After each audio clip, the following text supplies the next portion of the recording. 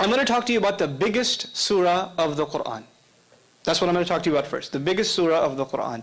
Now what is it, folks? Yeah, this is surah number 2. Surah number 2. This surah, this biggest surah, number 2, is made up of how many ayahs? 286. 286 ayahs. Somewhere in this surah, the ayah occurs, I'll recite the Arabic first and roughly translate after. وَكَذَلِكَ جَعَلْنَاكُمْ أُمَّةً وَسَطًا. Thus we made you a middle nation. One of the utterances in this surah that's found in here is, thus we made you a middle nation. Now what's the Arabic word for middle?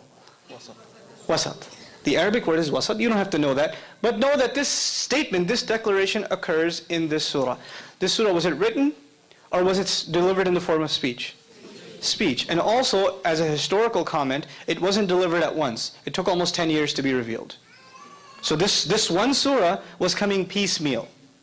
And while it was coming down, pieces of other surahs were also being revealed. And the messenger would instruct his companions, these ayahs belong to this surah and those ayahs belong to that surah. But when the whole thing is said and done, Baqarah, the second surah, is made up of 286. And in ayah number, listen to this carefully now, in ayah number 143, the Lord says, we made you a middle nation. How many ayahs in this surah again? 286. And where does He call us a middle nation? In the middle. In the middle. Now how do you, I understand if you're going to do this in writing. I understand if you're going to do this in writing. How do you do this in speech?